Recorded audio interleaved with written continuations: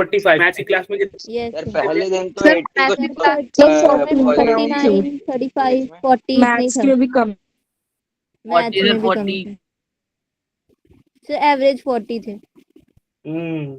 मेरी क्लास में।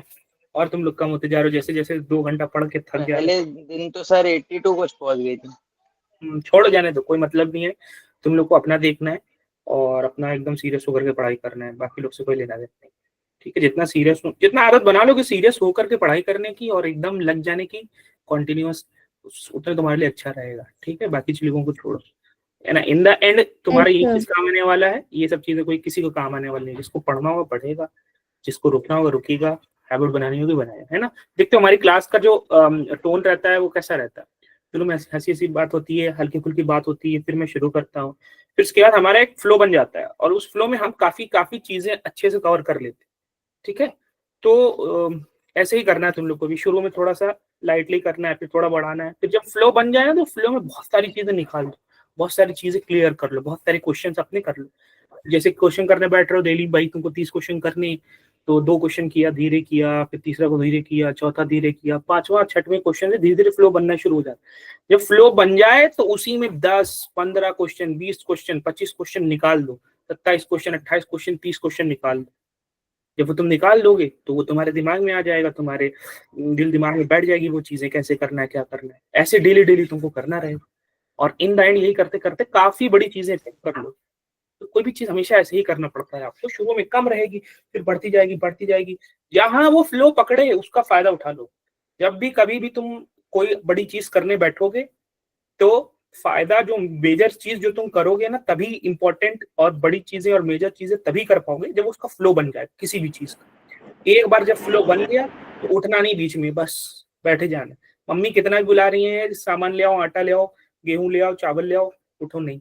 ये भाई मम्मी कुछ भी कह रही, भाई इधर का साफ कर दो, वो कर दो, ये कर दो, कुछ भी उठो नहीं। तो बस कह दो मम्मी बस अभी रुको, 10 मिनट रुको, 15 मिनट रुको, 20 मिनट रुको। और वो आधे घंटे, 40 मिनट, 45 मिनट में जितना करना है खटाखट खटाखट खटाखट कंप्लीट करके फिनिश। ऐसे करोगे पता भी नहीं चलेगा तुम लोग को। सारी बात समझ में तुम लोग को? Yes sir. Yes sir. ये मैं क्यों बताता हूँ, मेरा हमेशा से यही एक आइडियोलॉजी रही है, मेंटालिटी रही है कि आदत बनाना है, आदत बनाना है, आदत बनाना है। मोटिवेशन वोटिवेशन या भाड़ में, एक बार आदत बन गई यार तो सब सॉर्ट होने लगता है, सब बढ़िया होने लगता है। Sir discipline. डिसिप्लिन है ना। Motivation is important, I will give you motivation, है ना, लेकिन वो मोटिवेशन स्पार्क की तरह काम करता है। लेकिन केटीजी का क्या नाम है बताओ? लेकिन सारी इम्पोर्टेंट जो होता है, हाँ, वो आपका यही होता है जो आप फ्लो में बना लेते हो, चीज कर लेते हो। चलो भाई आ जाओ, स्टार्ट करते हैं आज का chapter. My name is Mohammad Numan, I am physics teacher और आज हम पढ़ेंगे केटीजी एंड थर्मोडायनेमिक्स का। ये लेक्चर नंबर 1 है। टॉपिक आपका रहेगा केटीजी, उसके बाद क्लास है आपकी 11th, कोर्स था क्या रहता था आपका जेई, और डेट है आज की कितनी? 29। 29 The last class of this. है जी। The last class of this session. हाँ हाँ, लास्ट क्लास नहीं होगी, बहुत से बच्चे दोबारा से ज्वाइन होंगे, ऐसी बात नहीं है। जो सीरियस होंगे दोबारा से ज्वाइन नहीं होंगे। सर, वो वाले शेड्यूल के हिसाब से जो बनेगी। हाँ, लो शेड्यूल के हिसाब से तो आज लास्ट क्लास। हाँ सर। चलो शुरू करें। कल रहेगी और सर? है जी बेटा? सर कल रहेगी? कल तो नहीं रहेगी, आज लास्ट क्लास है, ये बूट कैंप की लास्ट क्लास है। Yes, sir. हो सकता है हम कर लेंगे ज्वाइन। क्या बेटा? सर अगर आप लिंक सेंड करोगे तो हम कर लेंगे sir join. Link sir. Send करने पर ज्वाइन हाँ सर। करना, तो ये बातें तो है आपको कोऑर्डिनेटर से ही करनी पड़ेगी, जो आपके स्टूडेंट कोऑर्डिनेटर्स हैं या जिनसे भी हैं बात करनी अभी पड़ेगी। चल रही है सर कहीं पर क्लासेस? सेंड कर देना ना सर। बाकी अच्छा, क्लासेस चल रही सर?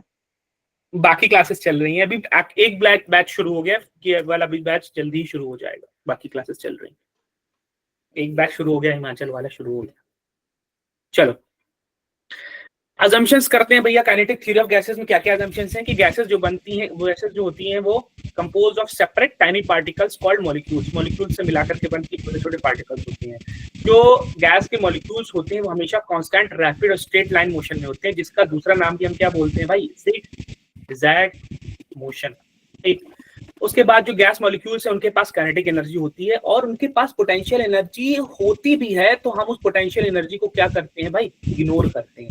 पोटेंशियल एनर्जी क्यों होगी, can anyone tell me? Because they always, आपने कैरेक्टरिस्टिक्स पढ़ा होगा क्लास 9 में। मूव करते रहते हैं। अब वो मूव तो करते रहते हैं, लेकिन मूव मोशन की वजह से कौन सी एनर्जी होगी, काइनेटिक एनर्जी होगी। उसके अंदर पोटेंशियल एनर्जी भी होगी, लेकिन वो इतनी कम होगी, इतनी नेग्लिजिबल होगी कि हम उसको कंसीडर नहीं करते। हम उसको पोटेंशियल एनर्जी कैसे होगी, आपने पढ़ा होगा कि पार्टिकल्स जो होते हैं गैस के वो आपस में एक दूसरे को क्या करते हैं, अट्रैक्ट करते हैं, राइट? ठीक है, अब ये जो अट्रैक्शन फोर्स की वजह से, एक दूसरे को अट्रैक्शन फोर्स की वजह से इसके अंदर क्या होता है, वर्क डन होता है। ये एक दूसरे की तरफ क्लोज आते हैं या एक दूसरे से दूर जाते हैं, तो ये क्या करते हैं भाई, वर्क डन करते हैं, work done against this attractive force. और जब भी work done against attractive force होगा, उसके अंदर क्या स्टोर हो जाएगा, वो वर्क डन कहाँ चला जाएगा, वो वर्क डन बन जाएगा क्या, पोटेंशियल एनर्जी बन जाएगा स्टोर में। लेकिन वो इतना नेग्लिजिबल होता है, we don't consider that. Collision between molecules are completely elastic, कि आपस में कोलाइड करते रहते हैं, जितने भी पार्टिकल्स हैं आपस में एक दूसरे से कोलाइड करते हैं। ये सर नोट करवा दीजिए सर, आपकी आवाज में पता नहीं चल रही है, बच्चों को माइक ऑन है। ओ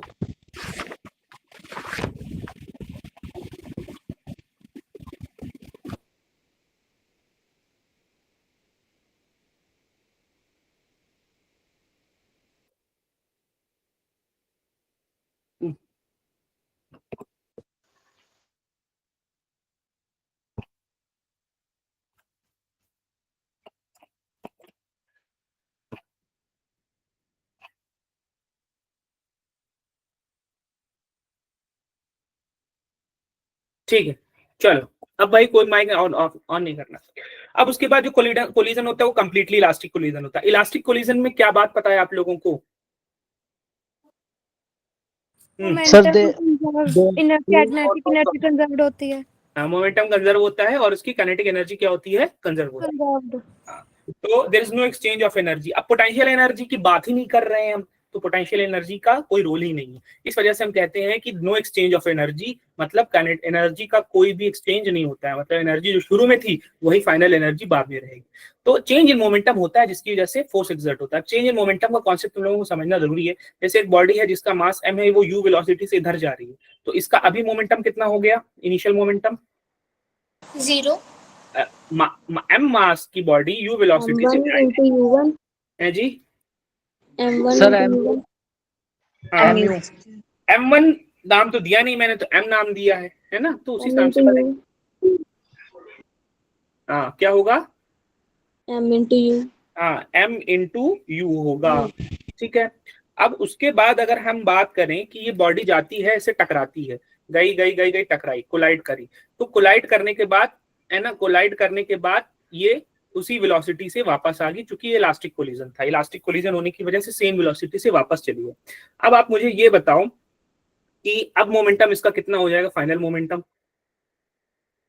m into u, है जी, m into u होगा और कुछ नहीं होगा, माइनस mu माइनस mu होगा। वेरी गुड, ठीक है। तो चेंज इन मोमेंटम क्या होता है, final minus initial, final momentum minus mu, initial momentum क्या था आपने बताया था mu, चेंज इन मोमेंटम क्या हो गया, -2mu। अब इसको अगर मैं टाइम से डिवाइड दे दूंगा, delta P upon delta T कर दूंगा, तो rate of change of momentum बन जाएगा। अब rate of change of momentum क्या बन जाता है आपका, फोर्स बन जाता है। तो सिंस चेंज इन मोमेंटम हो रहा है, इस वजह से क्या लग रहा है, एक्सर्ट फोर्स हो रहा है। अब जब फोर्स हो रहा है तो पर यूनिट एरिया फोर्स निकाल लो, तो उसको क्या बोलते हैं भाई, हम प्रेशर लग रहा है। मॉलिक्यूल्स ऑफ गैस, बात समझ में आई क्या? Yes. Molecules of gas have no attraction और रिपल्शन फॉर ईच अदर। देखा अट्रैक्शन फोर्स जो है वो नहीं है, या है एक्चुअल में, ऐसा नहीं है कि नहीं है, लेकिन वो इतना माइन्यूट है, इतना छोटा है कि हम इसको इग्नोर करते हैं, काइनेटिक थ्योरी में अज्यूम करते हैं कि भैया कोई भी अट्रैक्शन नहीं। जब अट्रैक्शन फोर्स को इग्नोर कर दे रहे हैं, रिपल्शन फोर्स को इग्नोर कर दे रहे हैं, तो इस वजह से हम उसकी पोटेंशियल एनर्जी को भी इग्नोर करते हैं। ईच मॉलिक्यूल इन गैस है डिफरेंट वेलोसिटी, हर मॉलिक्यूल की अपनी अलग अलग वेलोसिटी होती है। ये कौन से लॉज को फॉलो करते हैं? ये जो भी मोशन करेंगे वो न्यूटन्स लॉज ऑफ मोशन को फॉलो करते हैं। जो भी साइज ऑफ पार्टिकल होता है वो दीवार के साइज के कंपेयर में बहुत ही छोटा होता है, और इसमें ग्रेविटी के इफेक्ट को हम अज्यूम नहीं करते हैं, या फिर ग्रेविटी को काउंट नहीं करते हैं। और जब भी हम बात करेंगे किसी भी मॉलिक्यूल्स की, तो नंबर ऑफ मॉलिक्यूल्स क्या होने चाहिए भाई? बहुत ज्यादा हाई होना चाहिए, मस्ट बी हाई। ये सारे अजम्पशंस, करीब 9 अजम्पशंस आपको मान के काम करना है। अब जैसे कि यहाँ पे देख रहे हो कि बहुत सारे पार्टिकल्स मूव कर रहे हैं किसी एक क्लोज कंटेनर के अंदर। अब इनका मोमेंटम भी चेंज हो रहा है, इलास्टिक कोलिजन भी हो रहा है, इस वजह से फोर्स भी लग रहा है, इस वजह से प्रेशर भी लग रहा है, काइनेटिक एनर्जी की वजह से मोशन भी हो रहा है, इसकी पोटेंशियल एनर्जी इग्नोर कर रहे हैं हम। ये सारी बातें आप यहाँ पर इमेजिन कर सकते हो जैसा कि दिखाया गया। अब होगा क्या, जब ये बोला गया है इसमें कि each molecule in A gas has different velocity, सबकी अपनी अलग अलग वेलोसिटी है। अब मैं अगर आपसे पूछूं इन मॉलिक्यूल की वेलोसिटी क्या है, तो आप कहोगे सर कौन से वाले की वेलोसिटी बताऊं, पहले वाले मॉलिक्यूल की, कि दूसरे वाले की, तीसरे वाले की, चौथे वाले की? मैंने कहा भाई ओवरऑल एवरेज करके बताओ क्या मामला है। तो अब आप कहोगे सर अगर हम ओवरऑल एवरेज करके बताएंगे ना, तो हमारे पास 3 टाइप की वेलोसिटीज आती हैं। ठीक है, हमारे पास 3 टाइप की वेलोसिटीज आती हैं। पहली वेलोसिटी कौन सी होती है आपकी? Root mean square velocity. ठीक है, आपको क्या करना होता है भैया? रूट मीन स्क्वायर वेलोसिटी में मान लो मैं आपको दे देता हूं कि एक पार्टिकल है जिसकी वेलोसिटी है 5 मीटर पर सेकंड, दूसरा पार्टिकल है उसकी वेलोसिटी, थोड़ा छोटा वैल्यू देता हूँ, 1 मीटर पर सेकंड, दूसरी की है 2 मीटर पर सेकंड, तीसरी की फिर है 1 मीटर पर सेकंड, और एक की है 3 मीटर पर सेकंड। ये 4 वेलोसिटीज हैं। इन चारों की आपको रूट मीन स्क्वायर वेलोसिटीज करना है। तो मैं क्या करूं, इन सबको ऐड करके मीन निकाल के स्क्वायर करूं, फिर स्क्वायर रूट निकालूं, कि मैं स्क्वायर करूं फिर मीन निकालूं, फिर क्या करूं, कैसे करूं अगर मुझे आरएमएस निकालना है तो? सर इनको ऐड करके डिवाइडेड बाय m और इनका अंडर रूट ले लो। नहीं, देखो उल्टा पढ़ो। ये लास्ट में क्या आता है? स्क्वायर आता है। तो सबसे पहले स्क्वायर करो, 1 का स्क्वायर प्लस 2 का स्क्वायर प्लस 1 का स्क्वायर प्लस 3 का स्क्वायर। फिर इसके बाद क्या आता है? मीन आता है। चार क्वांटिटीज को ऐड किया है तो 4 से डिवाइड करेंगे तो क्या बन जाएगा? इसका मीन बन जाएगा। फिर क्या आता है? रूट आता है। इस पूरी क्वांटिटी पे क्या लगा दोगे? रूट निकाल दोगे। तो एक आध बार कभी शायद एक आध बार क्वेश्चन ऐसा दिया है जेईई में, बहुत पहले का क्वेश्चन है, लेकिन अभी का क्वेश्चन नहीं है, रेलेवेंट नहीं है, तो उन्होंने ऐसे रूट मीन स्क्वायर वेलोसिटी निकालने को आपको दिया है। तो इसमें आपको करना क्या होगा? स्क्वायर करना होगा, फिर मीन करना होगा, फिर रूट निकालना होगा। लेकिन इतने सारे पार्टिकल्स है, क्या सारे पार्टिकल्स का इस तरीके से स्क्वायर करके मीन निकाल करके रूट निकालना पॉसिबल है? नहीं, पॉसिबल नहीं। तो उसके लिए हमारे पास रिलेशन होता है, दैट रिलेशन इज क्या कि रूट मीन स्क्वायर वेलोसिटी जो होती है दैट इज √3RT/m, जहाँ पे 3 कोई नंबर हो गया भाई, R क्या हो गया भाई? Universal gas constant. क्या वैल्यू होती है भाई उसकी यूनिवर्सल गैस कांस्टेंट की? सर 0.0814। 0. सर 8.314। अच्छा शैलिजा यू कैन गो बेटा, ठीक है। अच्छा किसी को जाना रहा करे ना तो ऐसे मुझे इन्फॉर्म करके जाया करो, ठीक है, कोई बात नहीं बेटा। शैलिजा 8.314। हाँ, यूनिट पता नहीं सर। यूनिट बताओ भाई।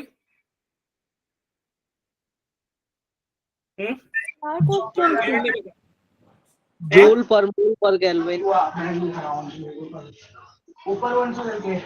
यूनिट बताइए जल्दी से सर जूल पर मोल पर 7.2 केल्विन। 7 पॉइंट कहाँ से आ जाएगा? 15/4 होगा, 15/2 होगा, √15। इसकी जो वैल्यू होती है डेसिमल में 25/3 लेता हूं मैं, ठीक है। जो भी वैल्यू होगी इसकी आपको 25/3 अगर आपको लेना होगा फ्रैक्शन में 25/3 लेना आएगा। हाँ आएगा तो वही मैं कब मना कर रहा हूँ, ठीक है। आप पूछना क्या चाह रहे हो? 25.3 जूल पर मोल केल्विन हो जाएगा, या आप ले लोगे क्या 8.314 जूल पर मोल केल्विन हो जाएगा। अब वो 7 पॉइंट क्यों आएगा, कैसे आएगा मुझे नहीं पता, पता नहीं कहाँ से बता रहे हो। और किसी ने कुछ बोला भाई जो भी यूनिट होगी वो यही होगी, जूल पर मोल केल्विन जो कि इसकी स्टैंडर्ड यूनिट होगी, ठीक है। उसके अलावा Yes. किसी को कुछ पूछना पूछ सकता है। अब उसके बाद दूसरे टाइप की स्पीड है कि इन सब की एवरेज स्पीड निकालना है। तो सारे पार्टिकल्स का हमने स्पीड को ऐड किया, total number of particles divide किया, दैट इज नॉट पॉसिबल। तो हमारे पास उसके लिए रिलेशन क्या होता है एवरेज स्पीड का, दैट इज 8/π/RT/m। उसी तरीके से यहाँ क्या था 3/RT/m। उसके बाद हम क्या लेंगे most probable speed. Most probable speed का मतलब क्या हुआ कि मान लो कि हमारे पास एक बैग में बहुत सारे मॉलिक्यूल्स भरे हुए हैं और सब वो मोशन कर रहे हैं। अगर वो बहुत सारे मॉलिक्यूल्स मोशन कर रहे हैं, कोई 10 से कर रहा है, कोई 15 से कर रहा है, कोई 10 से कर रहा है, 15 से, 20 से, 25 से, 15 से, 10 से, 18 से, 15 से, 19 से, 18 से, 15 से, 17, 16, 15 से, इतने सारे वेलोसिटी से कर रहा है। अब अगर मैं उस बैग में हाथ डालूंगा और उसमें से बॉल निकालूंगा तो सबसे ज्यादा कौन सी वाली वेलोसिटी आने की प्रोबेबिलिटी है? 15, क्योंकि 15 वाले ज्यादा पार्टिकल्स है। तो ऐसी स्पीड को हम क्या बोलते हैं मोस्ट प्रोबेबल स्पीड। कि अगर आप उसमें से कोई पिक करोगे तो कौन सी वेलोसिटी आने की चांसेस ज्यादा है, जो ज्यादा पार्टिकल जिस वेलोसिटी से मूव कर रहे हैं, and that can be calculated by √2RT/m। बात समझ में आई सभी को? सर इसमें टी की वैल्यू भी हाँ टी की बात कर लेते हैं। हाँ ठीक है, टी किस में रहेगा आप? हाँ टी की वैल्यू क्या कांस्टेंट होगी सर? नहीं, T is temperature in kelvin. तो आपका जो भी पार्टिकल्स होंगे उनका मोशन टेम्परेचर पे डिपेंड करेगा। यहाँ समझ में आ गया कि अगर उन मॉलिक्यूल्स का टेम्परेचर बढ़ाएंगे तो उनका आरएमएस भी बढ़ेगा, उनकी एवरेज स्पीड बढ़ेगी, उनकी मोस्ट प्रोबेबल स्पीड भी बढ़ेगी। नीचे कैपिटल एम क्या है? इसका मॉलिक्यूलर मास है। किसका? जो भी जिस भी मॉलिक्यूल्स के कलेक्शन की हम बात कर रहे हैं। हाँ बेटा कौन पूछ रहा था? मैं पूछ रही थी सर। और कोई किसी को कुछ पूछना? Can ask. ये आपको 3 टाइप की वेलोसिटीज आप पहले से पढ़ चुके हो दोबारा, जिसको हमने आपको रिवाइज करा दिया। अब आगे बढ़ते हैं कि आप सभी ने पढ़ रखा होगा कि जब भी हम इन मॉलिक्यूल से डील करते हैं या इन कलेक्शन ऑफ मॉलिक्यूल से डील करते हैं तो इसमें एक इक्वेशन लगती है, and that equation is known as ideal gas equation. Ideal gas equation क्या है भाई? PV = nRT। यहाँ प्रेशर है, ठीक है, V वॉल्यूम है, N number of R universal gas constant है, और T क्या है? टेम्परेचर। Very good. उसके बाद उन्होंने एक और फॉर्मूला बता दिया, दैट इज PM = ρRT। रो लिख लो चाहे D लिख लो। यहाँ पे P क्या है? प्रेशर, M क्या है? मॉलिक्यूलर मास, रो क्या है? Density, R universal gas constant, और T क्या है? टेम्परेचर। ये फॉर्मूला पता है कैसे आया सभी को? Yes sir. Yes sir. हाँ, तो मैं इसको नहीं बता रहा हूँ, मैं आगे की तरफ बढ़ रहा हूँ। जिसको पूछना हो बोल दे, मैं दोबारा से इसको बता दूंगा। ठीक है, आगे की तरफ बढ़ते हैं। अब सबसे इंपॉर्टेंट बात आती है आइडियल गैस इक्वेशन के बाद हम देखते हैं ग्राफ। अब आ जाओ ग्राफ, और अब आ जाओ बहुत सारे टाइप्स ऑफ प्रोसेसेस। जैसे कि आपने पढ़ा होगा आइसोबारिक प्रोसेस, आपने पढ़ा होगा आइसोकोहरिक प्रोसेस, आपने पढ़ा होगा आइसोथर्मल प्रोसेस, आपने पढ़ा होगा पॉलीट्रॉपिक प्रोसेस, आपने पढ़ा होगा एडियाबैटिक प्रोसेस। ठीक है, सभी को पता है इन सारे प्रोसेस में क्या होता है? यस एक एक चीज कांस्टेंट रहती है इनमें। हाँ नहीं, पॉलीट्रॉपिक में मतलब कांस्टेंट तो रहेगी, लेकिन रिलेशन उसका थोड़ा सा डिफरेंट होगा। ऐसे होगा PV⁴x = कांस्टेंट। इस रिलेशन को फॉलो करते हुए पॉलीट्रॉपिक में चलता है। ठीक है, PV⁴x = कांस्टेंट। ठीक है, एडियाबैटिक में कौन सा रिलेशन चलता है? PV⁴ = कांस्टेंट चलता है। आइसोथर्मल की इक्वेशन क्या बताओगे आप लोग? P × V = K constant. Isochoric में अगर मैं आपसे पूछूं तो क्या बताओगे? P/T = constant. आइसोबारिक में बताऊं तो V/T = कांस्टेंट। ये बना पाओगे तुम लोग कि नहीं बना पाओगे? सर मैं इक्वेशंस नहीं पढ़ी सर, सिंपल पढ़ा हुआ है कि उनमें टेम्परेचर कांस्टेंट रहता है, प्रेशर कांस्टेंट। बस उसी से बनाना है बेटा। देखो कैसे बनाना है। जैसे कि आइसोकोरिक की बात करते हैं, PV = nRT होता है। आइसोबारिक की बात करते हैं, आइसोबारिक में कौन सी चीज कांस्टेंट रहेगी? प्रेशर कांस्टेंट रहता है। प्रेशर कांस्टेंट रहेगा।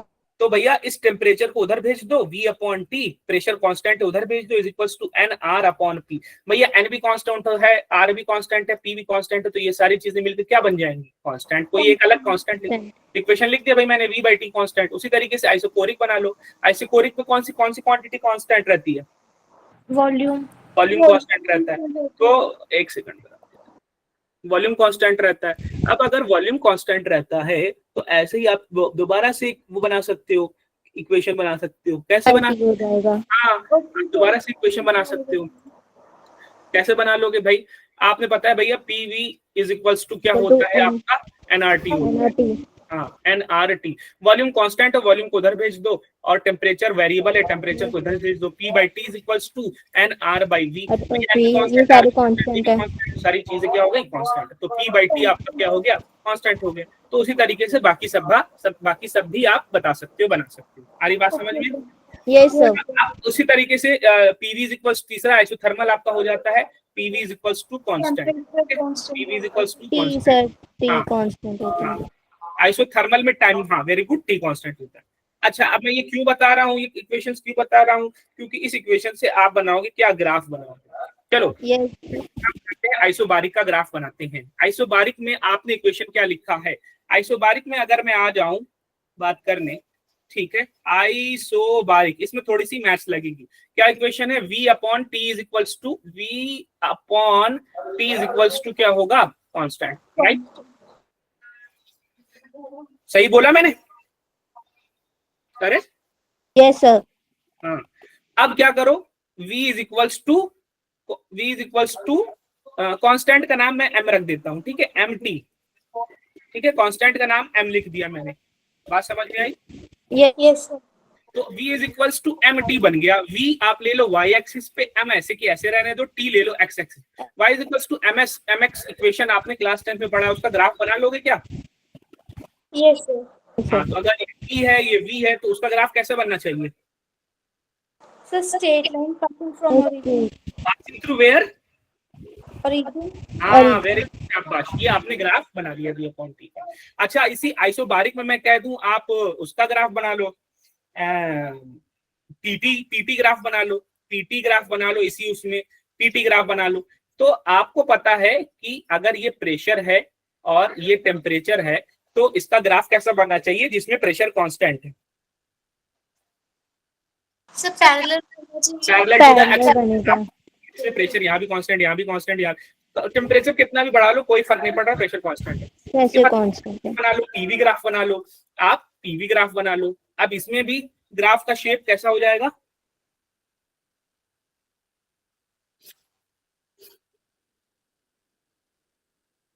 इसमें भी ग्राफ का शेप कैसा होना चाहिए, parallel to what, x axis की y एक्सिस?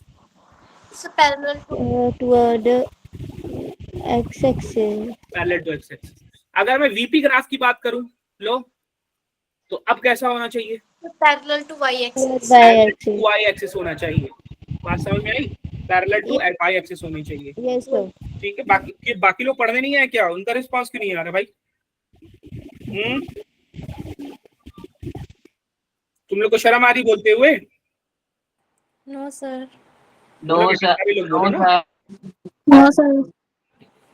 No sir. चलो, जब तक बोलोगे नहीं, जब तक रिस्पॉन्ड नहीं करोगे सीखोगे नहीं, है ना। यहाँ पे आके खामोशी से बैठ करके चले जाओगे तो कुछ ज्यादा सीख नहीं पाओगे। जितना बोलोगे, इन्वॉल्व करोगे, उतना सीखोगे।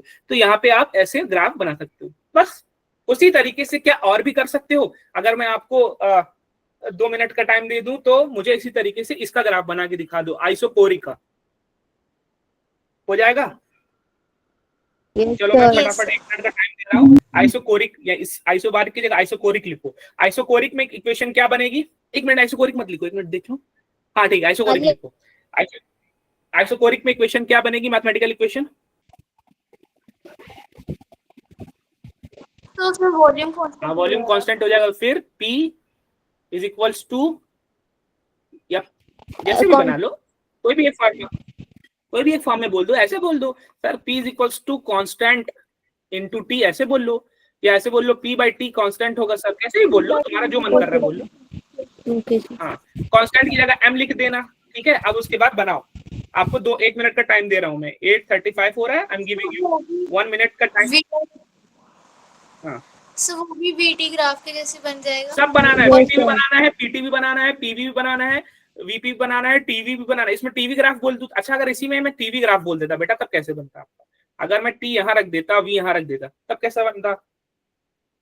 सो फिर भी सेंटर से वही बनता भाई, फिर भी वही सेम चीज बनती, ऐसे ही बनता सर। वैसे ही बनता। हाँ कैसे देखो, इसी इक्वेशन को थोड़ा सा मैं और एडजस्ट कर देता हूँ। जैसे कि मैंने लिखा भाई v is equals to 1/m into T, sorry v is equals to m into T, तो m उधर चला जाता तो 1/m बन जाता, v बन जाता, t बन जाता। 1/m भी क्या होगा, कांस्टेंट का रेसिप्रोकल करोगे तो वो भी तो कांस्टेंट ही होगा, तो ये v m डैश हो जाता, t हो जाता, बस ऐसे बन जाता। आ रही बात समझ में? Yes sir. यस हाँ, तो ये t हो गया y एक्सिस पे, v हो गया x एक्सिस पे, और ये m डैश हो गया आपका कांस्टेंट। ये फिर से वही बन गया y is equals to m dash x, फिर से वही इक्वेशन बन गई। तो अगर फिर से वही इक्वेशन बन जाएगी तो फिर से वही उसी से सेम शेप का ग्राफ बन जाएगा आपका, ये और फिर सेम शेप का ग्राफ बन जाएगा। ठीक है, मैथमेटिकली समझा रहा हूँ। चलो 2 मिनट का टाइमर दे रहा हूँ, जल्दी से सब बनाओ, जल्दी से, क्योंकि टाइम बहुत वेस्ट हो जा रहा है। 1 मिनट का बना लिया टाइम, सारे बनाना है बेटा। टाइमर कहाँ चला गया?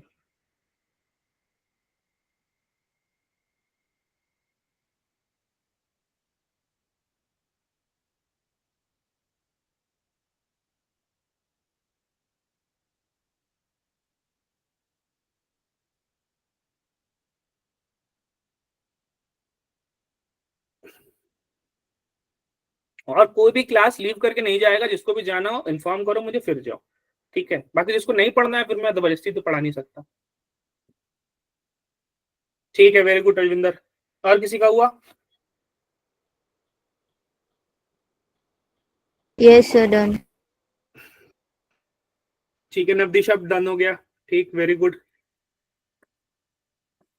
अभी है टाइमर सबके पास।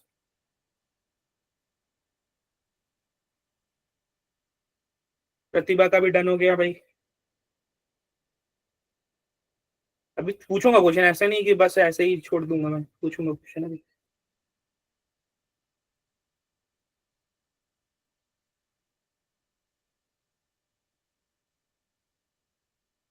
ये 1 2 3 4 5 6 ग्राफ है, 6 के 6 ग्राफ बन जाने चाहिए। 6 भी नहीं हो सकते, और भी ज्यादा हो सकते हैं। हाँ 6। चलो भाई, टाइम हो गया। ठीक है, ड्रॉप योर पेन। अब बताओ मुझे कि अगर मैं इसी में पूछूं आपसे, क्या कि आप मुझे आइसो बारीक का बना करके दिखाना था ना, आपको आइसोकोरिक का बना के दिखाना था। ठीक है, तो आइसोकोरिक का बना के दिखाना था आपको। चलो आइसोकोरिक में इक्वेशन क्या लिखी है? आइसोकोरिक में मैथमेटिकल इक्वेशन क्या लिखी है आप लोगों ने आइसोकोरिक में? P by T is equal to, ऐसे लिख लो, P is equal to MT लिख लो, या इसको y is equal to mx बना लो। ठीक है, ठीक। चलो अब मुझे जल्दी से मुझे ये बता दो, अगर मैं P यहाँ लिख रहा हूँ, T यहाँ लिख रहा हूँ, तो शेप ऑफ द ग्राफ कैसा होना चाहिए? Straight line passing through the origin. Straight line passing through the x. Origin sir, origin से हाँ, ओरिजिन से पास होगा। वेरी गुड, ओरिजिन से पास होगा। ठीक है, अगर मैं विकास ये बताओ, अगर मैं इसमें अगर कोई इक्वेशन ऐसे लिखी होती y equals to mx plus c, तब ये कहाँ से पास होती? सो फिर भी इससे पास होती ना, क्योंकि c तो कांस्टेंट हो गया। Yes sir. कांस्टेंट। क्या ओरिजिन से पास होती? Yes sir. यस अरे सर। नहीं यार, मैं थोड़ा y equals to mx plus c यहाँ से पास होती है। स्लोप वाली। ये तो मैंने आप लोग को पढ़ाया था जब मैं मोशन पढ़ा रहा था, मोशन में ग्राफ पढ़ाया था, तो मैंने आपको बताया था कि कहाँ से पास होती है। y is equals to mx pass होती है ओरिजिन से, और y is equals to mx plus c pass होती है y एक्सिस से। या और अगर मैं लिख दूं y is equals to mx minus c, तब ये कहाँ से पास होगी? सो फिर x एक्सिस से पास होगी। x एक्सिस से पास। सर ये पता कैसे चल रहा है इधर सर? इधर यहाँ पे कट करेगी, ये नेगेटिव c हो गया, देख रहे हो? अगर ये ऐसे होता तो ये देखो, ये पॉजिटिव c हो गया। ये y is equals to mx plus c का इक्वेशन है, ये y is equals to mx minus c का इक्वेशन है। एक बार जाके रिवाइज करना। चलो pt ग्राफ हो गया। अब अगर मैं आपसे tp ग्राफ पूछूं, तब कैसा शेप होगा इसका? तो फिर पैरेलल था। सर पैरेलल होगा। ये पता कैसे चल रहा है सर? नहीं पता कैसे चल रहा है कि वो ऊपर नीचे जाएगा? 1 मिनट बेटा, इससे पता चला इक्वेशन से, अगर प्लस c लिखा है तो इधर ऊपर से जाएगा, यहाँ से इधर कट करते हुए, ये पॉजिटिव y एक्सिस को कट करते हुए, ये है पॉजिटिव y एक्सिस को कट करते हुए। अगर माइनस c लिखा है तो ये इधर से नीचे से जाएगा, इधर से ये वाले माइनस y एक्सिस को कट करते हुए जाएगा। ऐसे पता चलता है।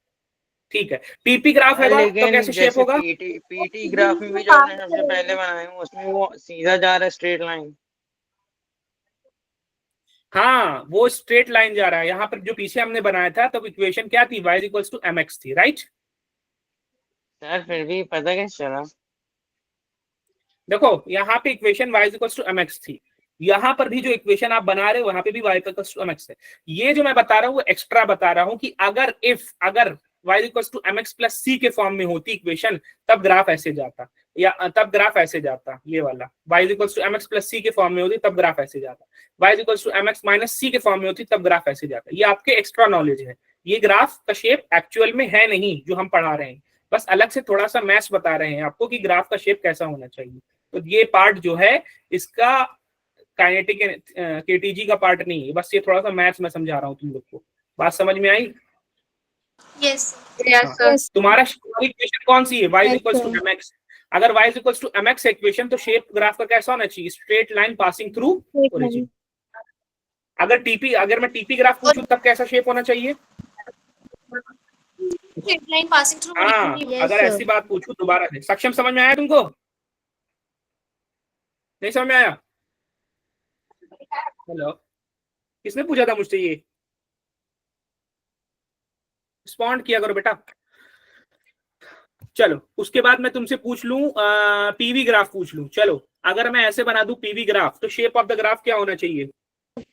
Parallel to axis, sorry y axis parallel to y।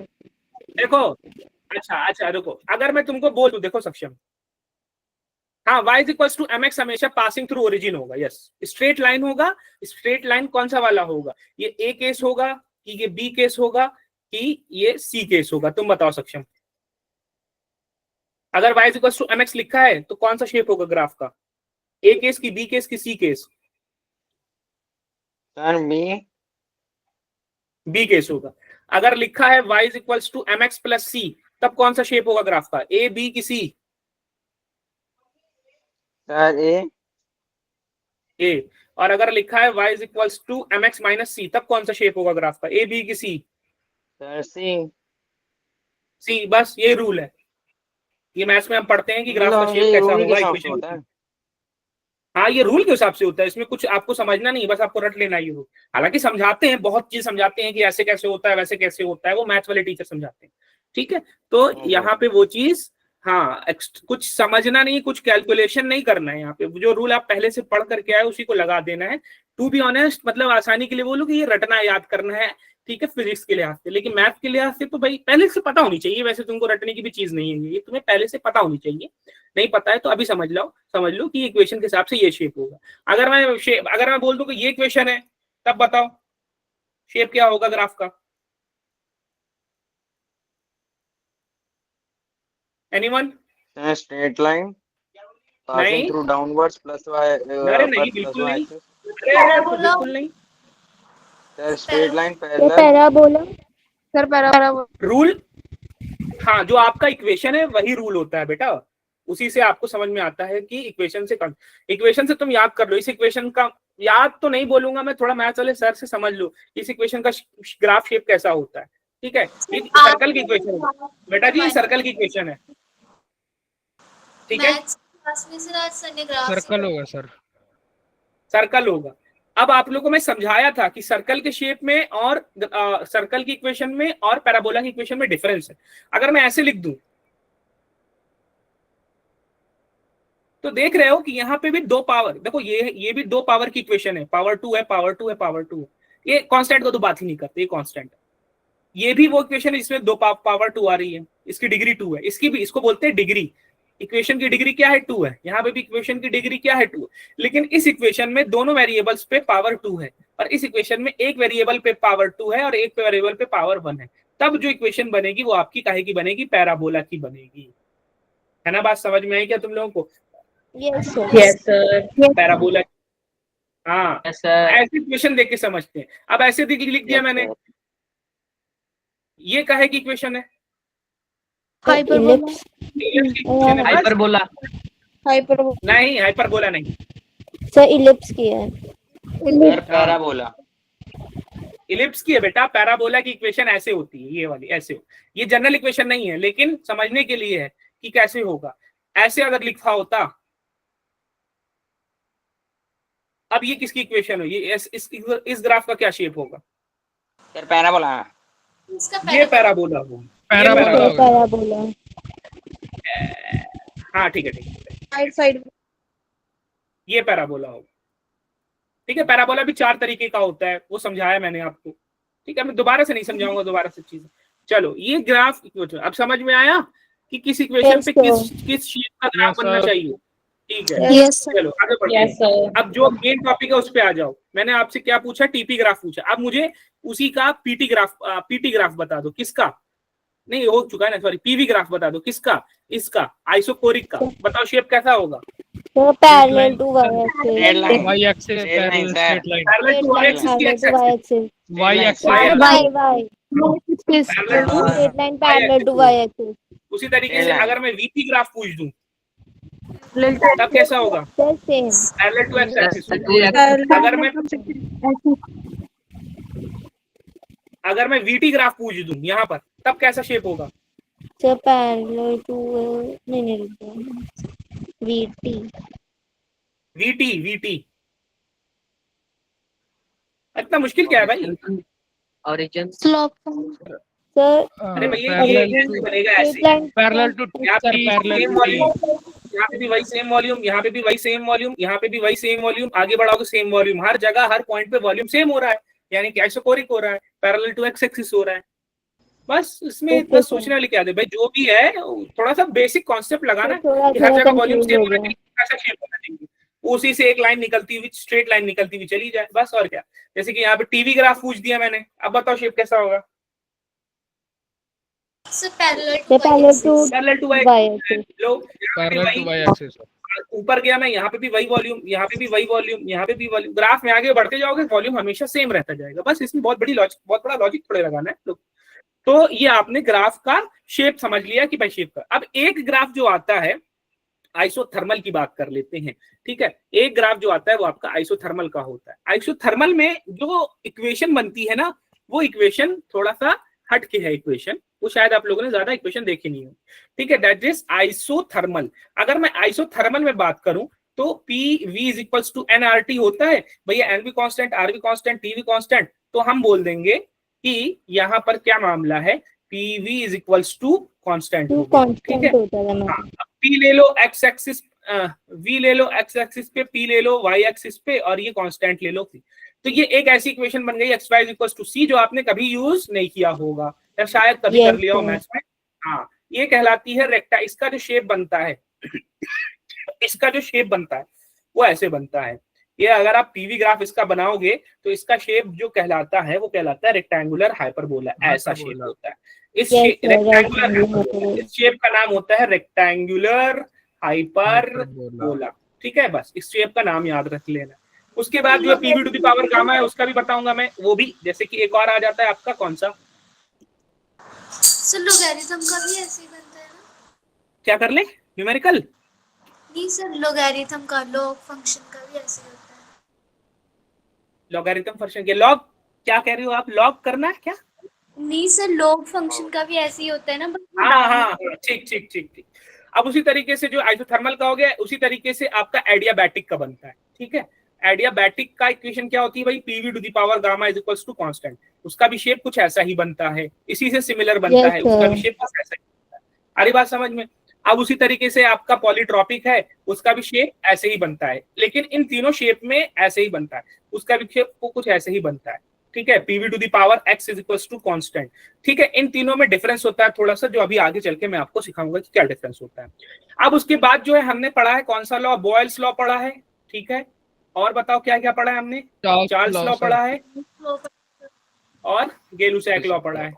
ठीक है, अब बॉयल्स लॉ में कौन सी चीज कांस्टेंट है, कौन सी चीज कांस्टेंट नहीं है, क्या इक्वेशन बनेगी? ये बड़ा कांस्टेंट है सर बॉयल्स लॉ में।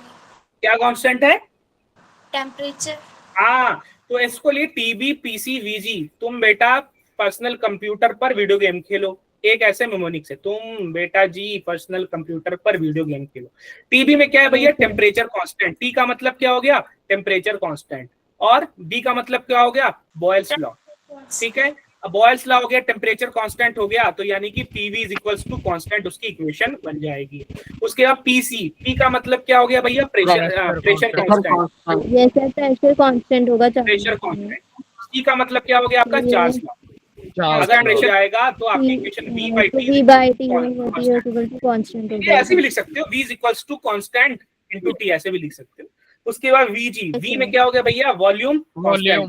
कांस्टेंट हो गया। सारी बात समझ में, T is equal to constant T हो हाँ, जाएगा। P by T Yes, is equals sir. to constant बोल लो, चाहे P is equals to constant into T हो जाएगा। तो याद रखने के लिए किसमें क्या कांस्टेंट होता है, TB, PC, VG याद रख लो, एक न्यूमेरिक मैंने आप लोगों के लिए बना दिया। अब थोड़ा सा आइसोबारिक प्रोसेस को समझेंगे, क्योंकि आइसोबारिक प्रोसेस से हमें क्या समझ में आएगा, फिर वर्क डन समझ में आएगा।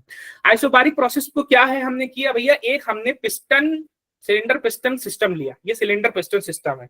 अब हमने क्या किया कि पूरा इंसुलेटेड है, यानी कि इसके जो भी बाकी दीवारें हैं, ये वाला पार्ट हो गया, ये वाला पार्ट हो गया, ये सब क्या है, इंसुलेटेड, और यहाँ से हम इसको हीट दे रहे हैं, ठीक है। तो जो इसके अंदर हीट जाएगी वो इधर से बाहर नहीं आ सकती, इधर से बाहर नहीं आ सकती, इधर से बाहर नहीं आ सकती, इधर से बाहर नहीं जा सकती। अब हुआ क्या कि हमने इसके ऊपर रख दिया कुछ एक भार, कोई एक वेट रख दिया, हो गया ठीक। होगा क्या कि जब हम इसको गर्म करेंगे, तो जब हम इसको गर्म करेंगे तो अंदर की गैसेस होंगी गर्म, हीटेड होंगी। अब जब अंदर की गैसेस हीट होंगी तो क्या होगा भैया, वॉल्यूम बढ़ने लगेगा। अब वॉल्यूम बढ़ने लगा तो आपको पता है कि अगर वॉल्यूम बढ़ेगा, सेम अमाउंट ऑफ गैस है वो ज्यादा जगह ले रही है, तो प्रेशर क्या हो जाएगा, कम हो जाएगा। तो उस प्रेशर कम को होने वाले प्रेशर जो ड्रॉप हो रहा है, उस प्रेशर कम होने वाला जो फैक्टर हो रहा है, जो प्रेशर कम होने वाली चीज हो रही है, उसको क्या कर रहा है, ये जो भार है वो उसको पुश करके, वो उसको दबा करके वापस से सेम प्रेशर पे ले आ रहा है। यानी कि जो शुरू में प्रेशर था वही बाद में प्रेशर हुआ। कैसा हुआ भैया, ऐसे ये क्या था, भरा हुआ गैस थी, हमने इसको गर्म किया, जब हमने गर्म किया तो ये यहाँ तक पहुंच गया था, ठीक, होना क्या था, इसको यहां तक पहुंच जाना था। लेकिन हुआ क्या कि उसके ऊपर एक ये वेट रखा हुआ है, जब ये वेट रखा है ना, तो उसने इसको धक्का दे के यहाँ नीचे तक ले आया, धक्का दे के यहाँ नीचे तक ले आया। तो क्यों ले आया, ताकि जो शुरू में इसका प्रेशर था और जो बाद में इसका प्रेशर था वो वॉल्यूम हो जाए। देखो यहाँ पे क्या हो रहा है, यही हो रहा है कि धीरे धीरे इसको वॉल्यूम बढ़ता जा रहा है, लेकिन ये वेट जो है इसके ऊपर एक एक्स्ट्रा फोर्स लगा करके, एक एक्स्ट्रा प्रेशर ऐड करके उसके प्रेशर को कांस्टेंट बना रहा है। जैसे जैसे वो ऊपर जा रहा है वॉल्यूम बढ़ रहा है, प्रेशर घटता जा रहा है, लेकिन ऊपर वाला वेट जो है, ठीक है, एक ही साथ हो रही सारी चीजें, मतलब ये नहीं हो रही कि पहले ये हो रहा फिर ये हो रहा, नहीं, वो समझना आने के लिए बता रहा हूँ कि वॉल्यूम ऊपर जा रहा है तो वॉल्यूम बढ़ेगा, वॉल्यूम बढ़ने का मतलब प्रेशर घटेगा। लेकिन चूंकि इसके ऊपर एक वेट रखा हुआ है जो कि एडजस्ट कर रहा है, वो क्या कर रहा है, घटने वाले प्रेशर को दोबारा से दबा करके वापस से प्रेशर को मेंटेन कर दे रहा है। तो अगर आप उसका पीवी ग्राफ यहाँ पे देखोगे तो ये पीवी ग्राफ क्या हो रहा है भैया, सेम रह रहा है। वॉल्यूम बढ़ता है, वॉल्यूम बढ़ गया प्रेशर सेम, वॉल्यूम बढ़ गया प्रेशर सेम, वॉल्यूम बढ़ गया प्रेशर सेम, वॉल्यूम बढ़ गया प्रेशर सेम। तो कुछ इस तरीके से आपने आइसोबारिक प्रोसेस को समझ लिया। बात समझ में आई क्या सारे स्टूडेंट्स को? यस हाँ ठीक है। अब अगर मैं कह रहा हूँ एक और, अब एक कह रहा हूँ कि मैंने क्या किया, एकदम टाइट पैक्ड लिया, एक टाइट पैक कंटेनर लिया, पिस्टन नहीं लगा, बस कंटेनर ले लिया टाइट पैक, इसको मैंने ऐसे गर्म करना शुरू कर दिया। हर तरफ से वो इधर से भी इंसुलेटेड है, हर तरफ से टाइट पैक है, कोई सिलेंडर नहीं। अब मैं इसको गर्म कर रहा हूँ, तो मैं चाहे भी कितना भी गर्म करता रहूं, चाहे कितना गर्म करता रहूं, क्या इस टाइट पैक कंटेनर का वॉल्यूम बढ़ेगा कि नहीं बढ़ेगा? नहीं बढ़ेगा सर, नहीं बढ़ेगा। तो ऐसा प्रोसेस कौन सा हो जाएगा आपका, आइसो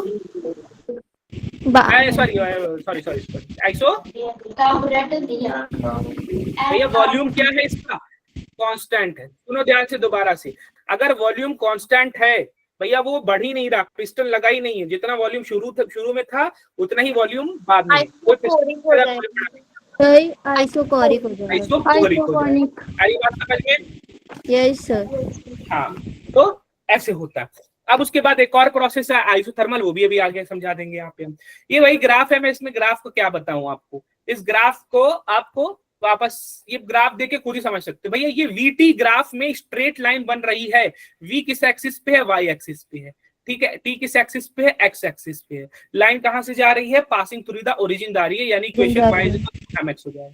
y एक्सिस पे क्या है, वॉल्यूम है v हो गया, x एक्सिस पे क्या है, t हो गया, और ये कोई कांस्टेंट है, t को उधर भेज दिया, v upon t is equals to constant. तो ये इसमें एक्चुअल में कौन से क्वांटिटी कांस्टेंट हो गई, इसमें प्रेशर कांस्टेंट हो गया सर। प्रेशर कांस्टेंट हो गया, यानी कि प्रेशर कांस्टेंट आइसोबारिक हो गया, प्रोसेस का नाम क्या हो गया भैया, आइसोबारिक। उसी तरीके से यहाँ बता दो देख करके कि ये प्रोसेस, इस प्रोसेस में कौन सा क्वांटिटी कांस्टेंट है, टेम्परेचर कांस्टेंट, टेम्परेचर इसमें कांस्टेंट है, और इस प्रोसेस का नाम क्या हो जाएगा बेटा, आइसोथर्मल हो जाएगा। वेरी गुड, शाबाश। अब तुम लोगों को समझ में आया, कोई डाउट तो नहीं रहेगा ना कि कौन सा प्रेशर क्या, कौन सा ये है, कौन सा वो है। ग्राफ देख के तुम लोग आसानी से बता सकते हो कि भैया कौन सा प्रोसेस में क्या चीज है क्या नहीं है। चलो, अब उसके बाद हम वर्क डन की बात करते हैं। वर्क डन की बात अगर मैं करूं तो थोड़ा सा ध्यान से देखना होगा आपको। हुआ क्या कि यहां पर हमने क्या रखा है भैया, प्रेशर को हमको कांस्टेंट रखना है, ठीक है। हमने क्या किया कि हमने इसको पुश कर दिया, ठीक है, हमने इसको पुश कर दिया। पिस्टन शुरू में यहां पर था, और पिस्टन को पुश करने के बाद हमने क्या पिला दिया भैया, इसको यहां पिला दिया। अच्छा जी, जब हमने पिस्टन को यहां से यहां तक पुश किया, ठीक है जी, तो हमने जब भी पिस्टन को यहां से यहां तक पुश किया, या पुश ही ना करूं या हाँ ठीक है वैसे भी कर सकते हैं, या हम इसको एक्सटेंड कर देते हैं, वो ज्यादा बेटर रहेगा पुश करने के कंपेयर में, ठीक है। अब हुआ क्या इस प्रोसेस में कि हमने इसको यहां से यहां तक पुश किया था, ठीक है भाई। अब हुआ क्या कि ये बहुत स्लोली ऐसे आगे की तरफ मूव करेगा। ये जो पिस्टन है ना, वापस से आगे की तरफ बहुत स्लोली धीरे धीरे आगे की तरफ मूव करेगा। अच्छा, जब ये आगे की तरफ धीरे धीरे मूव करेगा, है ना जी, जब ये आगे की तरफ धीरे धीरे मूव करेगा तो होगा क्या, इस पिस्टन पर लगाएगा एक फोर्स, थोड़ा सा इस पिस्टन पर लगेगा एक फोर्स, जिसकी वजह से ये स्लोली आगे की तरफ मूव करेगा। बहुत धीरे धीरे मूव करना, स्लोली आगे की तरफ मूव करेगा। अच्छा जी, अब हमको पता है कि अगर ये स्लोली आगे की तरफ मूव कर रहा है और इस पे गैसेस क्या कर रही हैं, वर्क डन कर रही हैं। अगर गैसेस इस पर वर्क डन कर रहे हैं, अगर इस पर गैसेस क्या कर रही हैं, फोर्सेस लगा रही हैं। अगर गैसेस इस पर फोर्सेस लगा रही हैं और ये आगे की तरफ धीरे धीरे मूव कर रहा है, तब क्या होगा। अगर ये धीरे धीरे मूव कर रहा है, गैसेस पे फोर्स लगा रही है, तो हमें पता है कि फोर्स इनटू डिस्प्लेसमेंट किसके बराबर हो जाता है भाई जी, बेटा जी, किसके बराबर हो जाता है, वर्क डन के बराबर हो जाता है। यानी कि गैसेस ने इस पर फोर्स लगाया, और जब गैसेस ने इस पर फोर्स लगाया तो फोर्स की वजह से ये धीरे धीरे आगे की तरफ मूव किया, डिस्प्लेस किया, और जब ये धीरे धीरे आगे की तरफ डिस्प्लेस किया तो इस फोर्स की वजह से क्या आ गया भैया, वर्क डन आ गया, क्योंकि आपने पढ़ा है कि work done is equals to force into displacement हो गया। अच्छा ठीक है, सही बात है। अब लेकिन ये थोड़ा सा वर्क डन हुआ था, थोड़ा सा वर्क डन था, DW, ठीक है, थोड़ा सा वर्क डन। इसको जाना था यहाँ इनिशियल पोजीशन से फाइनल पोजीशन, और वो स्लोली गया। तो पहले वो यहाँ से यहाँ गया, ठीक है, यहाँ से यहाँ गया, छोटा सा dx, यहाँ से यहाँ तक उसने dx किया, ठीक है, तो छोटा सा वर्क डन किया। ऐसे ही और आगे जाएगा, यहाँ पर थोड़ा सा और आगे जाएगा, थोड़ा सा और dx होगा, थोड़ा सा और आगे जाएगा, थोड़ा सा और dx होगा। ऐसे करते करते ये फाइनल पोजीशन यहाँ तक पहुंच जाएगा। तो इस प्रोसेस का पूरा वर्कडन निकालने के लिए हमें क्या करना होगा, हमारे पास जो छोटा सा वर्कडन है, उसी छोटे से वर्कडन को हमें क्या कर देना चाहिए, इंटीग्रेट कर देना चाहिए, इस साइड से भी इस साइड से। अच्छा, अब हमको पता है कि बहुत सारे छोटे वर्कडन का जो इंटीग्रेशन होगा वो टोटल वर्कडन निकल आएगा। और हमें एक बात ये भी पता है कि जो फोर्स होता है वो किसके बराबर होता है, प्रेशर इनटू एरिया के बराबर होता है। अरे बात समझ में, pressure pressure is constant. Pressure क्या है, कांस्टेंट है। आइसोबारिक की बात कर रहे हैं तो प्रेशर बाहर आ जाएगा, इंटीग्रेशन ऑफ A dx हो जाएगा। सर दोबारा रिपीट करना। हाँ, मैंने कहा कि छोटा दोबारा रिपीट, छोटा हाँ बेटा दोबारा रिपीट कर रहा हूँ। छोटा वर्कडन जो है वो क्या बन जाता है, छोटा वर्कडन मिला के सब बन जाता है बड़ा वर्कडन, टोटल वर्कडन बन जाता है। छोटा वर्कडन क्या था, DW is equals to force into displacement था। अब बड़ा बटन निकालने के मैंने क्या कर दिया, दोनों साइड इंटीग्रेट कर दिया। अब अगर मैं दोनों साइड इंटीग्रेट करूंगा तो होगा क्या, लेफ्ट साइड में बहुत सारे छोटा वर्क डन इंटीग्रेट होकर के टोटल वर्क डन बन जाएगा, और integration of F D x बचा हमारे पास इधर। और फोर्स क्या होता है भैया, प्रेशर इनटू एरिया ही तो होता है, आपने पढ़ रखा है कि फोर्स क्या होता है, प्रेशर इनटू एरिया। गैस ने कितना प्रेशर लगाया और ये सिलेंडर का कितना, सिलेंडर के पिस्टन का कितना एरिया है, तो फोर्स जो होता है प्रेशर इनटू एरिया के बराबर होता है। प्रेशर कांस्टेंट है, आइसोबारिक प्रोसेस है, तो प्रेशर कांस्टेंट है तो प्रेशर कांस्टेंट आ गया बाहर। और क्या बचा, इंटीग्रेशन ऑफ ए डीएक्स। अच्छा ए डीएक्स क्या होता है, ए इंटू डीएक्स क्या होगा, एरिया इंटू लेंथ क्या होता है, क्या यही वॉल्यूम कहलाता है, एरिया इंटू लेंथ क्या यही वॉल्यूम कहलाता है, यस एरिया इंटू लेंथ क्या होता है, वॉल्यूम होता है। तो P ये क्या बन गया, वॉल्यूम। लेकिन चूंकि dx है, छोटी सी लेंथ है, तो वॉल्यूम बनेगा छोटा सा वॉल्यूम dv। अब dv का इंटीग्रेशन क्या होता है, आपको पता है कि इंटीग्रेशन ऑफ dx क्या बन जाता है, x बन जाता है, तो इंटीग्रेशन ऑफ dv क्या बन जाएगा आपका, p बन जाएगा। तो यहाँ पर वर्क डन जो निकल करके आएगा आपका, that will become how much, p into v। Work done is how much, p into v। Work done जो होगा आपका p इंटू v निकल के आएगा। आई बात समझ में क्या जी? Yes sir. हाँ, अब इसमें एक और प्रोसेस है कि आइसोबारिक को बहुत अच्छे से समझाया ये जाता है कि अगर हम बात करें, देखो एक मिनट, अगर हम बात करें इसमें आइसोबारिक प्रोसेस की बात मैं अगर करूं तो होगा ये कि, है ना जी, थोड़ा सा हमको इसको समझा लेने दीजिए कि यहाँ पर ऐसे पिस्टन है, ये सिलेंडर है। अब मैं कह रहा हूं ये आइसोबारिक है, ठीक है। आइसोबारिक होगा कैसे, क्या होगा मामला, अच्छा कैसे होगा, क्या होगा भाई मामला, देखो होगा क्या कि जब वो धीरे धीरे इधर इधर ऐसे धीरे धीरे मूव करके इधर आएगा ना, आगे की तरफ मूव करेगा, तो होगा क्या, यहां पर इधर से फोर्स लगेगा और इधर से फोर्स लगेगा, ठीक है।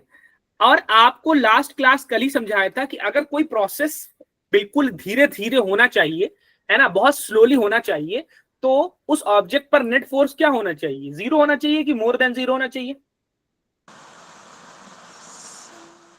अगर नहीं याद आया तो मैंने आपको समझाया था यहाँ पे कि ग्रेविटेशन, यहाँ पे बड़ा सा अर्थ है और छोटी सी ऑब्जेक्ट है, और ये ग्रेविटेशन फोर्स की तरह वजह से इसको खींचेगी, लेकिन ये खींचेगा, फोर्स लगेगा तो ये एक्सेलरेशन के साथ, तेजी के साथ जाएगा इसकी तरफ। मैं क्या करूंगा, इसके अपोजिट एक फोर्स लगाऊंगा, एक्सटर्नल फोर्स, ताकि क्या हो जाए, नेट फोर्स क्या हो जाए, जीरो हो जाए। नेट फोर्स जीरो होने का मतलब कि वो जाए तो बहुत, नेट फोर्स जीरो होने का मतलब आपको पता है ना कि जरूरी नहीं है कि बॉडी रुक जाए। नेट फोर्स जीरो होने का मतलब ये भी हो सकता है एक्सेलरेशन जीरो है, एक्सेलरेशन जीरो है तो वो यूनिफॉर्म वेलोसिटी से जाएगा और बहुत स्लोली स्लोली जाएगा।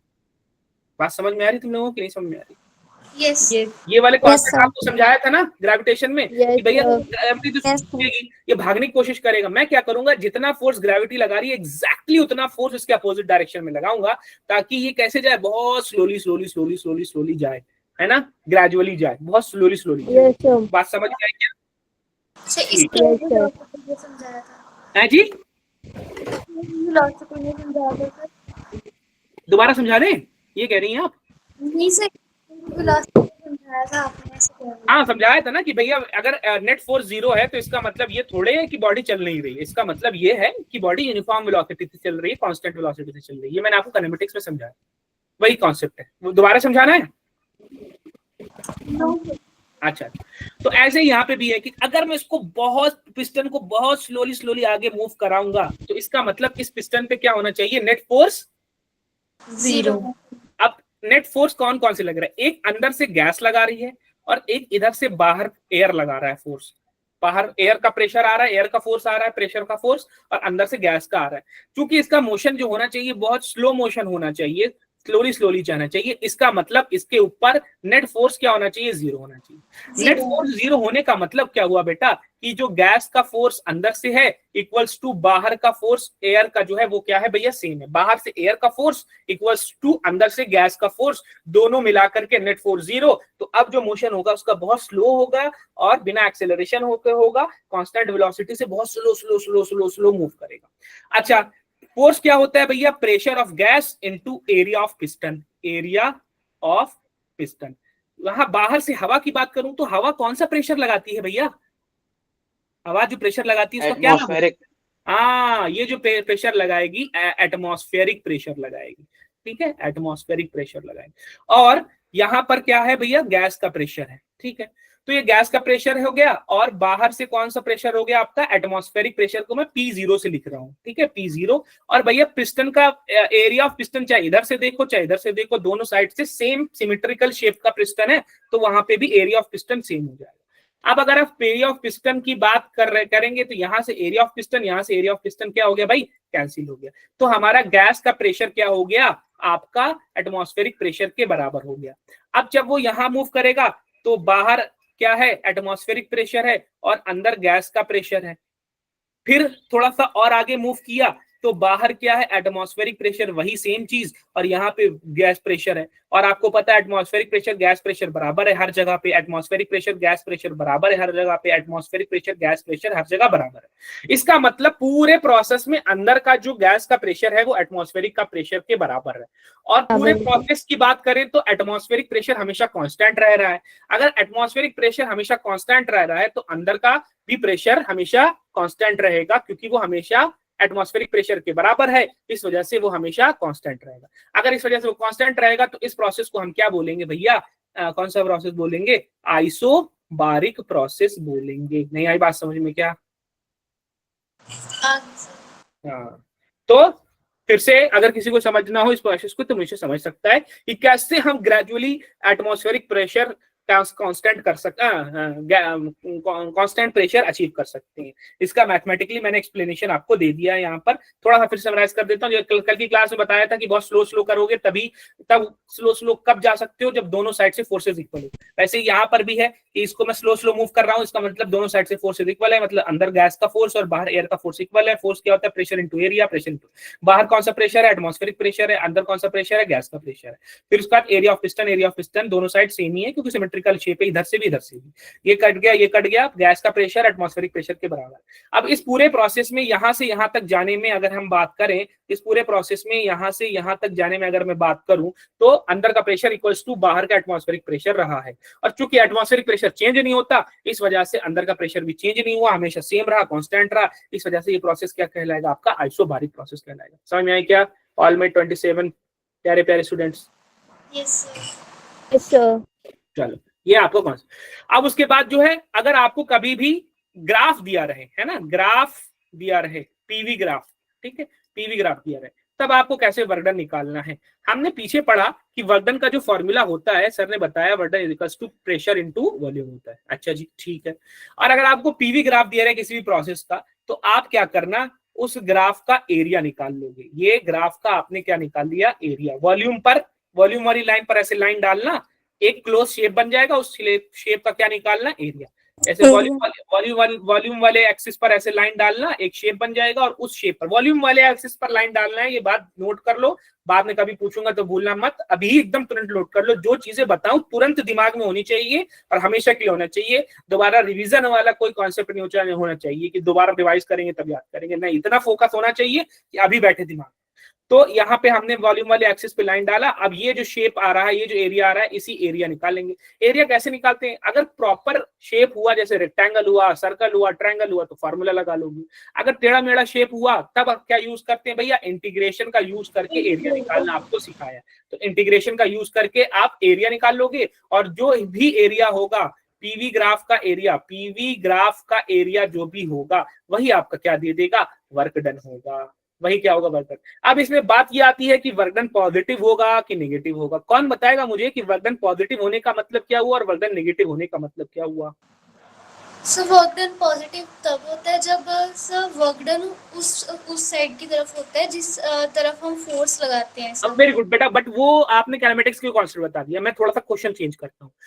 मेरा क्वेश्चन ये है कि वर्क डन पॉजिटिव और वर्क डन नेगेटिव होने का क्या मतलब है, कि गैस पर वर्क डन हुआ कि गैस ने वर्क डन किया? अब बताइए सर। अगर वर्क डन पॉजिटिव है तो हमने गैस पर वर्क डन किया। सर अगर नेगेटिव है तो गैस ने वर्क डन किया। नहीं, एक्चुअल में उल्टा है। अगर आपका वर्क डन पॉजिटिव है तो गैस ने वर्क डन किया है, ठीक है, अभी आगे आएगा, अभी बता रहा हूँ। वर्क डन पॉजिटिव का मतलब गैस ने वर्क डन किया है, गैस ने फोर्स लगाया और जिस साइड फोर्स लगाया उसी साइड डिस्प्लेसमेंट हुआ। और अगर वर्क डन नेगेटिव है तो गैस पर वर्क डन है, आप दबाने की कोशिश कर रहे हो, आप कंप्रेस करने की कोशिश कर रहे हो, गैस ऊपर उधर गैस क्या कर रही है, एक्सपैंड होने की कोशिश कर रही है, लेकिन वो हो नहीं पा रही है। हमने जबरदस्ती इसको दबाया, गैस उधर कोशिश कर रही थी लेकिन नहीं जा पा रही थी, डिस्प्लेसमेंट इधर हुआ, गैस का फोर्स इधर लगाया, तो वर्क डन बाय गैस क्या हो जाएगा, नेगेटिव हो जाएगा। आ रही बात समझ में? Yes sir. देखो यहाँ पर एक छोटा सा साइन कन्वेंशन है, अगर क्यू हीट अगर पॉजिटिव है तो हमने हीट सप्लाई किया है सिस्टम को, नेगेटिव है तो हमने हीट निकाला है सिस्टम से। अगर वर्क डन पॉजिटिव है तो वर्क डन बाय गैस है, गैस ने किया है, गैस ने करने का मतलब एक्सपेंशन हुआ है, गैस ने पुश किया और उसी डायरेक्शन में पिस्टन मूव हो गया, यानी कि अब क्या हो गया, बड़ा हो गया है, जो अंदर का सिस्टम था वो पहले से ज्यादा बड़ा हो गया, वॉल्यूम बढ़ गया। और वर्क डन अगर नेगेटिव हुआ तो गैस पर वर्क हुआ है, मैंने फोर्स लगाया और उससे डिस्प्लेसमेंट इधर साइड हुआ, लेकिन गैस तो इधर लगा रही थी फोर्स, तो डिस्प्लेसमेंट इधर और गैस का फोर्स इधर, इस वजह से work done negative. Delta U क्या है भैया, इंटरनल एनर्जी। इंटरनल एनर्जी आपकी बात करें तो अगर टेम्परेचर राइज हुआ है तो इंटरनल एनर्जी बढ़ेगी, अगर टेम्परेचर डिक्रीज हुआ तो इंटरनल एनर्जी घटेगी। कैसे अभी फॉर्मूला आता है, ठीक है, बस यहाँ तक की बात है। ठीक है बेटा, दैट्स इट फॉर टुडे। आज के लिए मैं इतना ही बता पाऊंगा, बाकी मुझे बताना तो बहुत सारी चीज थी, डिग्री ऑफ फ्रीडम था, इंटरनल एंड मत कीजिए क्लास सर। एंड ना करें। आइसोकोरिक इतना डीपली क्यों पढ़ रहे थे सर, इस पे न्यूमेरिकल आते हैं? इस आइसोबारिक को, यस आइसोकोरिक से दोनों को पढ़ाना हमने। हाँ, आइसोबारिक को भी देखो, ऐसा इसलिए डीपली ये पढ़ रहे हैं ताकि आपको एक एक प्रोसेस पकड़ के मैंने समझाया है, ताकि आसानी से आपको समझ में आ जाए कि एक्चुअल में प्रोसेसेस के अंदर होता क्या है। एक बार आप समझ लोगे तो बाकी सारे उसमें लग जाओगे। ऐसा कुछ वो नहीं है कि आइसोबारिक ही हरदम आएगा, आइसोकोरिक भी आ सकता है, आइसोथर्मल भी आ सकता है, पॉलीट्रॉपिक भी आ सकता है, एडियाबैटिक भी आ सकता है, ऐसा कुछ नहीं। बस एक मैंने स्पेशली इस एक ही को पकड़ के समझाया ताकि आप रिलेट कर पाओ। मैं सब पढ़ाने बैठ जाऊंगा तो इतना टाइम नहीं है, ठीक है। ऐसा कुछ ग्राफ्स भी पूछे जाते हैं इनके? हाँ बिल्कुल बिल्कुल, ग्राफ पूछे जाएंगे, ग्राफ से डरो मत, ग्राफ तो सबसे हलवा चीज है। जब मैं आप लोग न्यूमेरिकल्स आएंगे क्या? अरे हाँ बेटा बिल्कुल, न्यूमेरिकल्स आते हैं, न्यूमेरिकल बहुत आसान आते हैं, इसमें लगता बहुत मुश्किल है लेकिन एक बार कॉन्सेप्ट क्लियर हो जाएगा, बहुत आसान न्यूमेरिकल है। बस एक बार जैसे ग्राफ वाले आएंगे या फिर सिंपल, मतलब जनरली तो सिंपल ही आते हैं, ग्राफ वाले आ जाए तो तुम्हारे बल्ले बल्ले है। Okay sir. हाँ ठीक है, ग्राफ आ जाए तो तुम एंजॉय है, मौज है। कल क्लास नहीं लगेगी प्रभजोत, कल क्लासेस नहीं लगेगी। टॉक क्लियर नहीं आ रही, आवाज क्लियर नहीं आ रही क्या मेरी? नहीं सर, साफ है आपकी सर, आवाज साफ आ रही है। अरे थैंक यू बेटा। कल क्लास नहीं लगेगी आकाशदीप, हाँ ठीक है, थैंक यू बेटा, thank you so much, you are very welcome. Batch कब से स्टार्ट होगा आई डोंट नो बेटा, बैच हो सकता हो जल्दी हो जाएगा स्टार्ट, समझ लो within 2 to 3 weeks, 3 weeks भी शायद ना पहुंचे, स्टार्ट हो जाए उससे जल्दी, 2 वीक्स मुझे लग रहा है मैक्सिमम।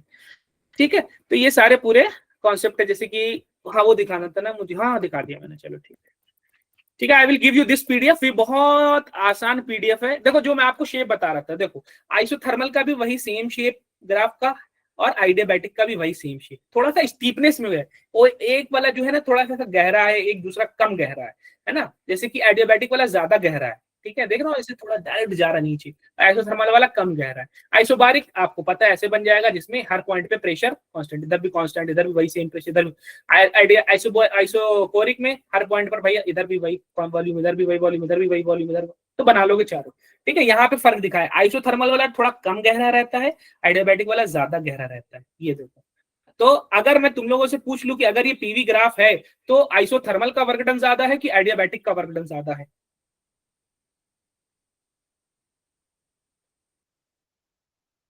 थैंक यू बेटा। क्यों ज्यादा है रजविंदर? सर क्योंकि उसकी वैल्यूज ज्यादा है ना। नहीं नहीं नहीं नहीं नहीं, वो नहीं, अभी तुम लोगों को कॉन्सेप्ट पढ़ाया मैंने, क्यों ज्यादा है बताओ ऋषि, अभी छोटा सा कॉन्सेप्ट बताया, उसी को यूज करना तुम लोग को। अच्छा सर, अभी जो वर्क डन वाला कॉन्सेप्ट बताया सर, वो वाला आपकी ग्राफ, पॉजिटिव वर्क डन? नहीं नहीं नहीं नहीं, वो ग्राफ से रिलेटेड वर्क डन का कुछ बताया था आपको? टेम्परेचर, अरे नहीं, कहाँ पहुंच रहे, इतनी बेसिक सी बात बताए। इन दोनों में से किसका एरिया ज्यादा है? इस वाले ग्राफ का एरिया ज्यादा है कि इस वाले ग्राफ का एरिया ज्यादा है? आइसोथर्मल वाले का। आइसोथर्मल का साफ दिख रहा है, बड़ा एरिया है, तो जिसका एरिया बड़ा हुआ, एरिया ऑफ आइसोथर्मल क्या है, बड़ा है, और एरिया ऑफ एडियाबैटिक क्या है, छोटा है, बस। एक ही बात अभी आप लोग को बताया, लेकिन आप लोग अप्लाई नहीं कर पा रहे हो। तो जिसका एरिया ज्यादा होगा उसका क्या ज्यादा होगा? सो उसका वर्क डन ज्यादा वर्क डन ज्यादा हो, क्योंकि वर्क डन कैसे निकालते हैं? एरिया से निकालते हैं। तो इसका work done by isothermal is greater than work done by adiabatic. बस छोटा सा ये कॉन्सेप्ट था, दिमाग में रखना था, लगा लेना था। अच्छा, इन चारों प्रोसेस में से आइसोकोरिक में, एडियाबैटिक में, आइसोथर्मल में, आइसोबारिक में सबसे ज्यादा वर्क डन किसका है, सबसे कम वर्क डन किसका है?